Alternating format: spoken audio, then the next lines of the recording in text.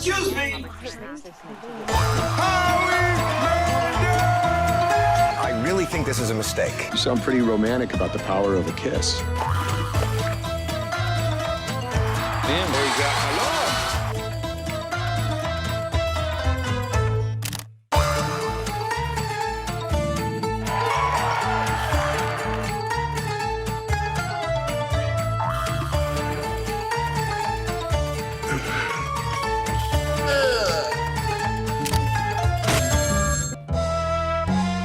Feel the audience are leaning in. I did have fantasies of saving the world.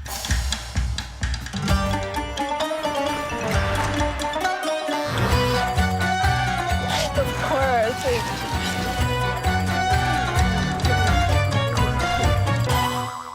Hello, I'm Amy Lavin, the CEO of the Strom Jewish Community Center. Thank you for being here. Last June, when we were one of the first to test the virtual film festival model, we were a bit tentative. Yet your engagement and outpouring of support has given us the confidence to do it again. So here we are. These next 2.5 weeks will be full of timely and timeless topics, familiar names, and unique stories that both take us to far off places and connect us with the joys and challenges we're facing right here at home. We hope the 26th annual Seattle Jewish Film Festival fills your minds, homes, and hearts with light, levity, and learning, and brings us all together, even as we sit apart. Thanks to everyone who has helped make this possible. Your support, especially in these trying times, is truly remarkable. L'chaim. Thanks, Amy. Hi, everyone. Welcome to the 26th Annual Seattle Jewish Film Festival Virtual Edition. I'm Pamela Lavitt, Director of Arts and Ideas and Festivals at the Strom JCC. I just wanted to take a brief moment before tonight's feature Zoom presentation with the incredible Howie Mandel and Barry Avrich to say, please join us for so many more Zooms. We have 2.5 weeks, we have 19 films, and we have 10 Zooms in total. And this is truly where we get to hear from filmmakers and what makes our film festival unique and very much different than Netflix.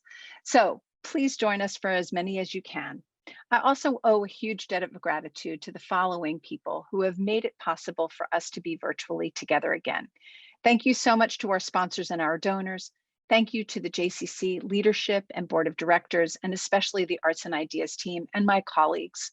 I also want to thank the Film Festival Committee who worked tirelessly and went above and beyond this year. You stepped up big time. Thank you.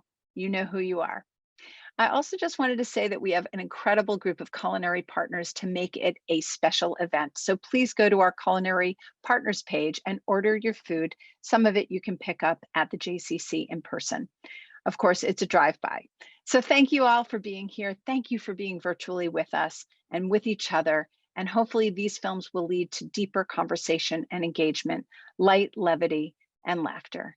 Thanks and have a great festival. Well, we are very lucky to be joined now by Barry Avrich, the director, and Howie Mandel, the star, the subject, the madman. Thank you. Welcome both. Thanks for having us. Thank you. What is in the logo for your festival? There's a big J in it. What does that stand for? I believe it's for Jonathan. We're a big fan of Jonathan. I'm sure, pretty sure that. Barry, I wanted to start with you because you're responsible for there being a film right here, and you have a fascinating career, and I see that you've done a lot of projects in the past year or so, and that somehow Howie is sandwiched between Shakespeare and the fall of Turkey's democracy. What made you think, let's squeeze in something with the funny guy? Well, two things I want to tell you. Howie knows this is true. He loves turkey. And so, you know, he almost pursued me after this and saying, look, if somebody's going to make a documentary about my life, then it may be somebody who appreciates the fact that I love turkey and loves it in a club sandwich. That was number one. And number two, I got this wrong. I was approached by the network to do a documentary on a Howie Mandel, who was a guy. What a way to find out. In a dry cleaning business, ran a big chain of dry cleaners. And so I got down there and they gave me an address in sort of in an industrial part of Los Angeles. And that's what I was expecting to see. So we just went with it and I didn't mind. You really are a trooper that way. It should have been called But Enough About You.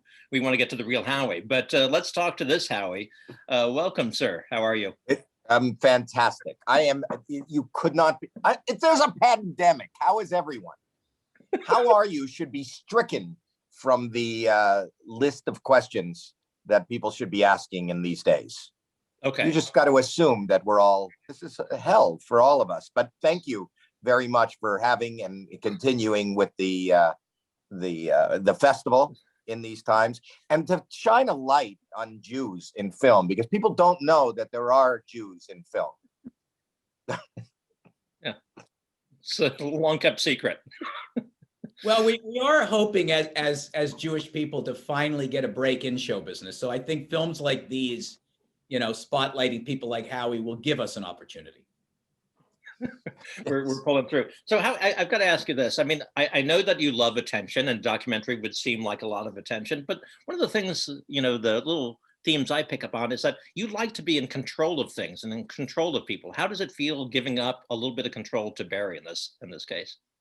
Well, ultimately, and that's now I'm going to start at the end, fantastic, because Barry, before we did the film, Barry and I had worked together, and I consider him and his family really good friends. So I knew and I love his work. And if you get a chance, look up any of my favorite one that recently was, what do you call the one with the Auschwitz guy? What's the name of Prosecuting Evil. Prosecuting Evil is one of the most amazing documentaries I've ever seen. And as a Jew, I just felt like, oh my God. And the same guy that's doing Prosecuting Evil, which is about this young man that was kind of chosen to defend the Nazis at Nuremberg. What comes next? Howie Mandel.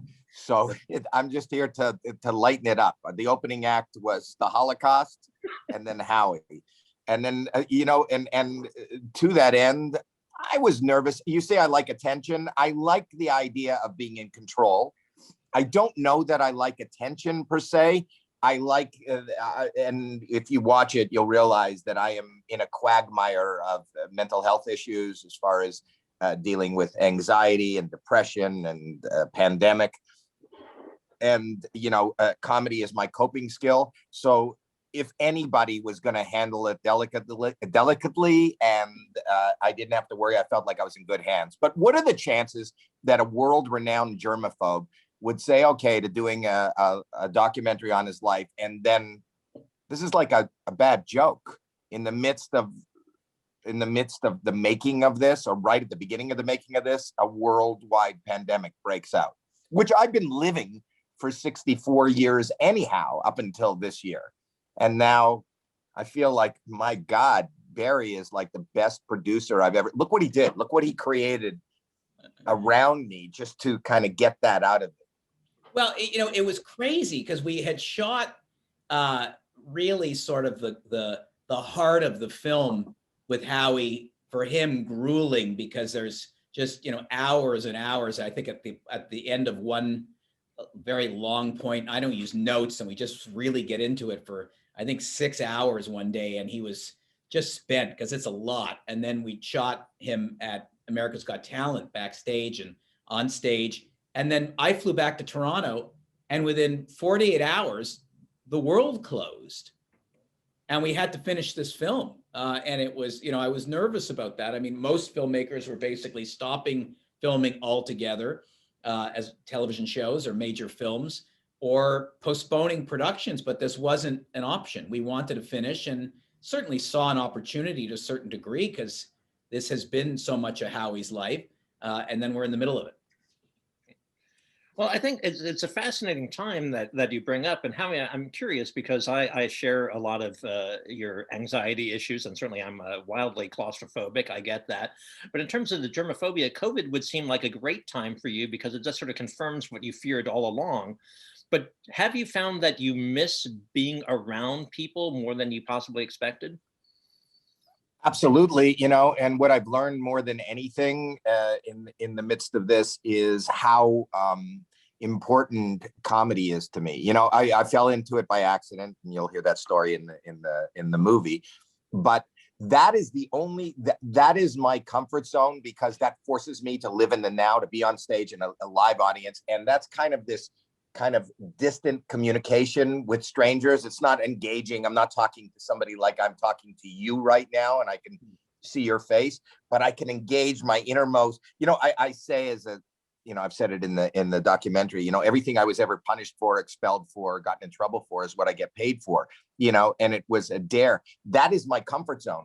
And this is the longest time in the history, and was even when we started doing the documentary in the midst of the pandemic, in my personal history, in the last 40 some odd years, since April 19th, 1977, I have never gone 1 week without being on stage, ever.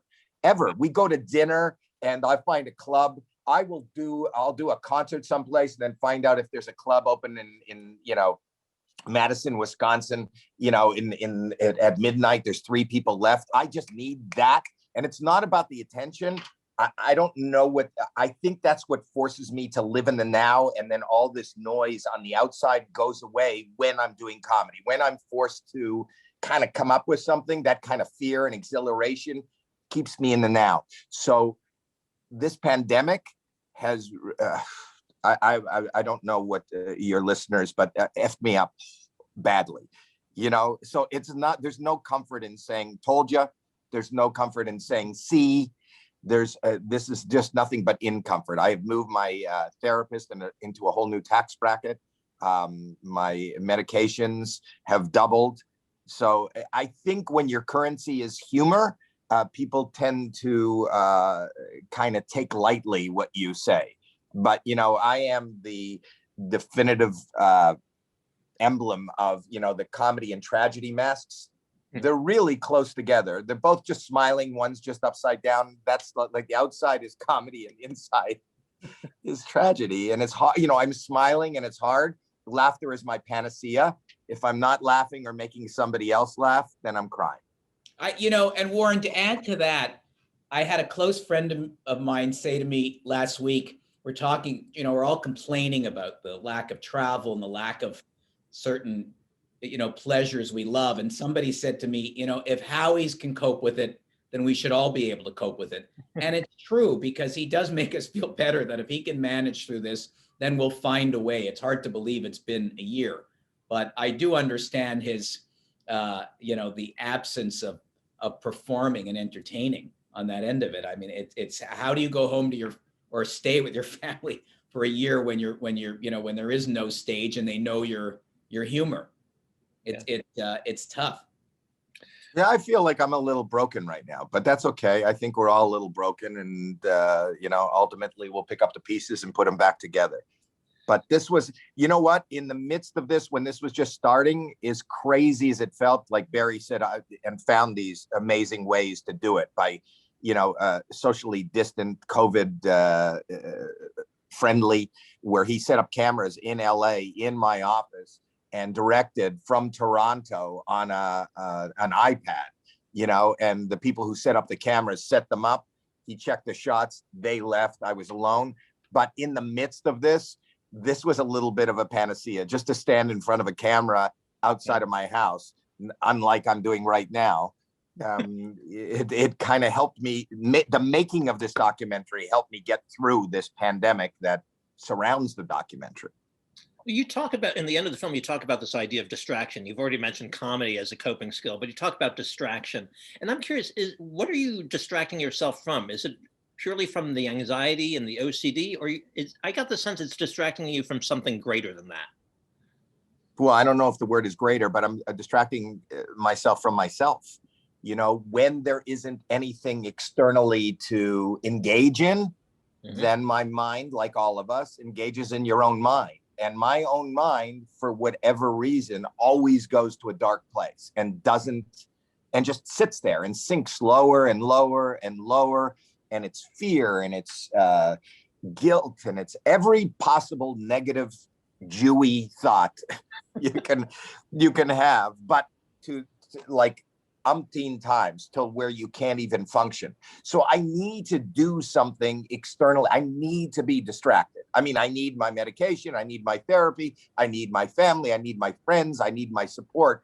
But ultimately, distraction it takes me away. And there is no better distraction. And this is serendipitous that I found this career, because this is not as a middle-class Jewish kid in Toronto that doesn't know anybody in show business. I mean, I was going to be and was in retail like every good young Jewish man is. And that was going to be, and even in retail, I sold carpet, and we talk about that, in the moment, if I'm bored, if I'm not really engaged, if I don't really care, then I would just kind of bend it into discomfort, whether I started acting ridiculous just to see how you would react to it.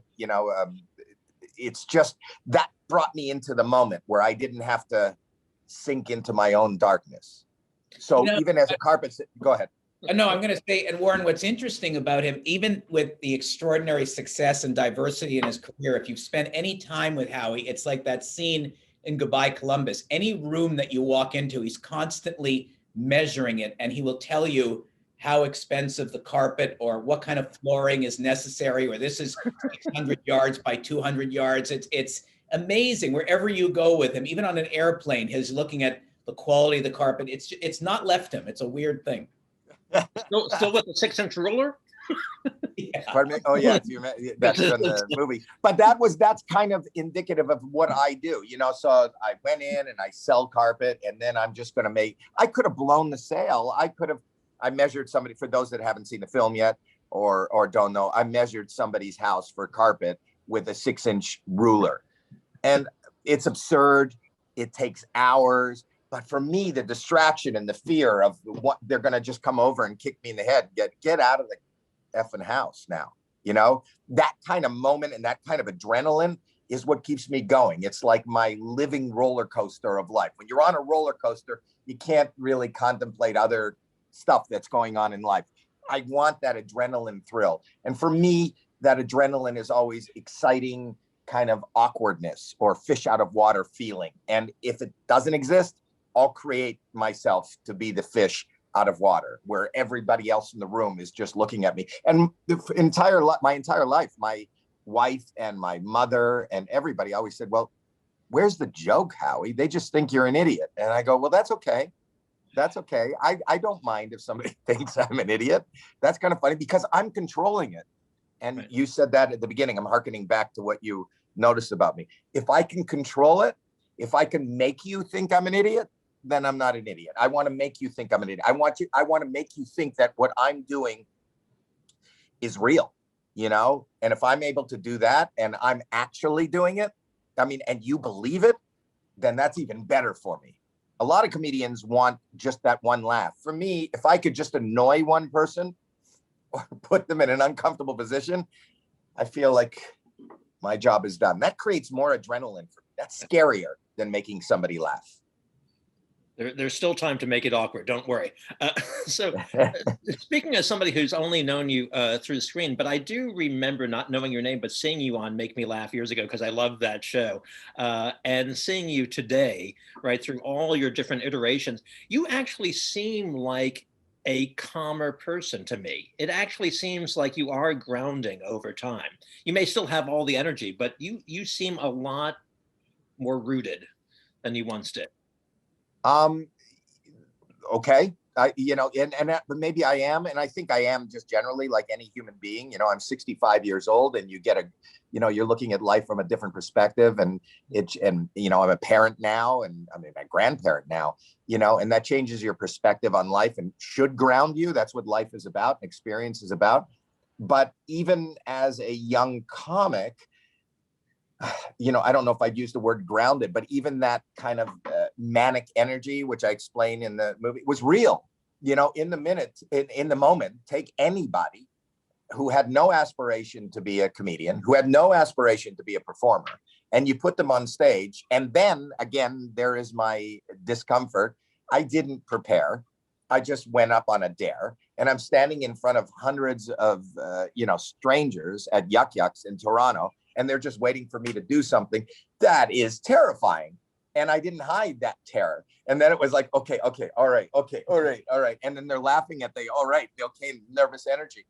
Well, after years and years of being on stage and doing that, that nervous energy like it was right now, is an act. That wasn't an act before. So I've always been true to who I am and how I feel, and discomfort is where I'm heading to. So it's still real, but I think as a 65-year-old man versus a 22-year-old young man, we should all be different. We should learn something.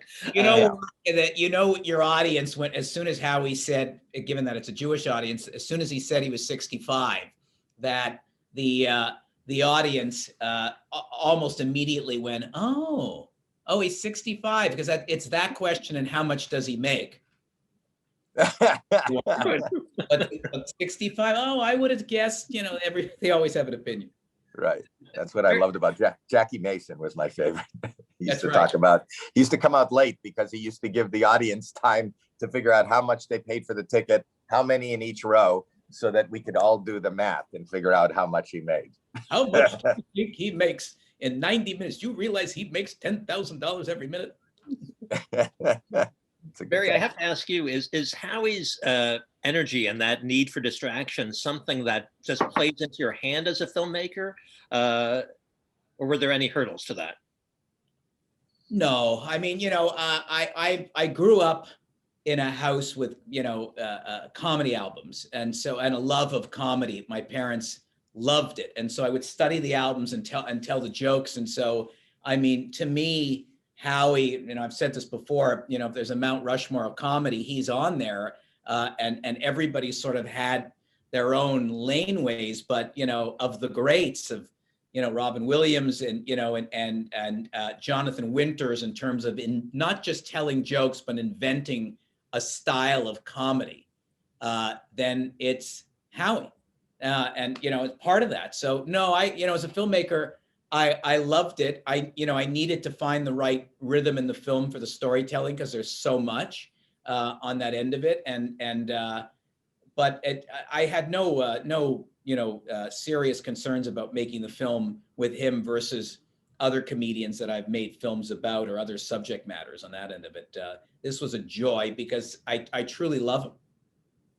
And I love you, Barry. The thing is that we found, we worked together before, we met on other projects, and we became friends before he decided to do a documentary on. And the thing that made me comfortable about allowing him, and he had carte blanche, whenever he just says, I need to set up a camera. I didn't know what the questions were ahead of time. I didn't know what the subject matter was ahead of time. He said, I need you to fly into Toronto. I'm going to take you to different places and then see how you react. And he took me back to my old school and my temple and my original house. But what it was, the one word is trust. I feel that him and I are very similar, like a lot of Jewish people of our generation. Our households are similar. Our experiences are similar. So I kind of had faith that he would kind of listen to whatever it is that is me, and then make it, there was this trust, and I felt like it was more like working with my brother than working with a friend. So I had absolutely no input in this film, except that I just sat and walked, or opened the door and allowed him in wherever I was. So he followed me. You want to know the exact moment when we bonded? No. Please. Oh, Howie says no. No, I thought you said, do you know the exact moment? I don't remember. The exact moment, and this is a friend. I won a trip, true story. I won a trip to Kabul, Afghanistan, to a Club Med there, 6 days, no nights. Nobody would go, and Howie said, what the hell? He would go, and we took that plane ride and spent 6 days, no nights in Afghanistan, and just became very close. Second prize, 2 weeks in Kabul. What is it? That's quite the gift to give someone. I'm curious. There's an anecdote that you relate both in your book and in the movie, obviously, about Howard Stern and what happened there.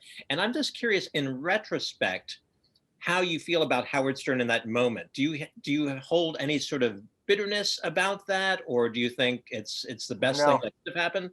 It is the best thing that happened in my life without knowing. It was incredibly painful at the moment. And for those that haven't seen the film yet or whatever, it's just that I revealed my issues with my mental health issues accidentally over broadcast on the Howard Stern show because he was creating comedy and saw that I was uncomfortable with touching the door to leave and made it as difficult as possible until I ended up having a panic attack.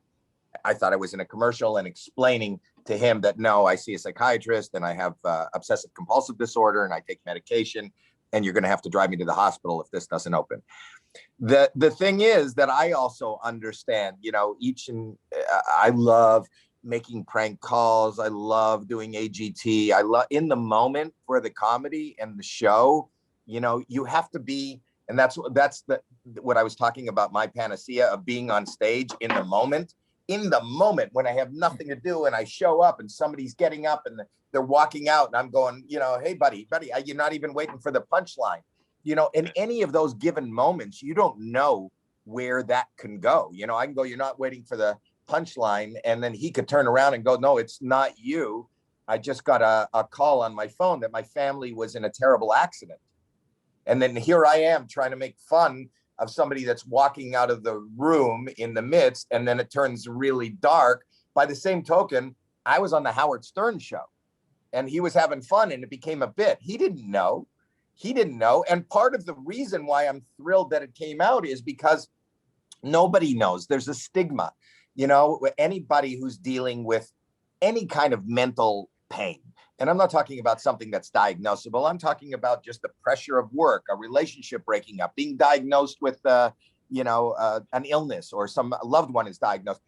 There's no handbook on how to deal with that. You have to go about your day, and the people around you expect you to deliver exactly the way you've been delivering. And then sometimes you just got to say, I can't.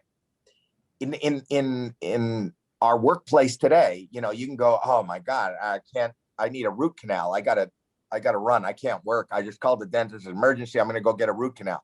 You can't say to somebody in this day and age, you know, I just got to stop now. I can't concentrate. I'm just, you know, devolving into the worst depression. I can't cope with anything. You know, my marriage is breaking up at home. I got to go home, or I got to go see my psychiatrist for half an hour. You can't say that to the bank manager. You can't. I mean, you can, but there is a stigma involved. And when you're talking about even when what you're talking about 20 years ago, there was even more of a stigma, you know, and my age group, there's more of a stigma. You know, mental health is something that should be shared by everybody. It should be, as I say in the movie, it should be part of our curriculum. We should be taking care of our mental health the way we're taking care of our dental health. I know that now, but all these weird feelings and thoughts that I had for my entire life were just locked in here. And that was what I needed the distraction from, that they just wouldn't go away. There is something very cathartic about saying them out loud. And when you watch in the movie, or finding out that you're not alone and other people it's the human experience. We know, Warren, I know we've got to wrap up, but I will tell you, I mean, so the film has had its television premiere in Canada and will be released in the US later on and elsewhere. You know, over 2.5 million people have seen it in Canada, and the response, which is what all I wanted, aside from, you know, people knowing and loving Howie, he's a Canadian, but the response and the emails and the text messages and the postings have been, thank you for inspiring me. Thank you for understanding what I go through. Thank you for showing me a very candid side of Howie versus any other biography. So that was critical for me, and we delivered. You absolutely did. And I will say, Barry, to your great credit, and Howie, just great credit to you as an individual. To me, that's the beauty of the film, is that, Barry, you just said that Howie should be on a Mount Rushmore of comedians, and I'm there with you. But I think the other part is that it's so easy to see somebody just for the persona and not recognize the heart and the soul and the passion. And so I love those moments that we got to see more of you, Howie. You see a lot of it on AGT, your compassion for some of the guests there. But when you talk about your father, and when you talk about your own mental health challenges, this other piece of you comes through, which grounds you as not just a great comedian, but a terrific man. So Barry, thank you so much for your work as a filmmaker. It is tremendous. Can't wait to find out more about Turkey. And Howie, thank you so much for all the laughs and for all the heart and all the work that you've done, whether you know it or not, to improve mental health of people everywhere. Thank you so much. Do you think people are going to be surprised at the fact to find out that I'm a Jew? Since I was. I was too. Oh my God. And Warren, thank you, and thank you, Seattle. Appreciate it. Thank you.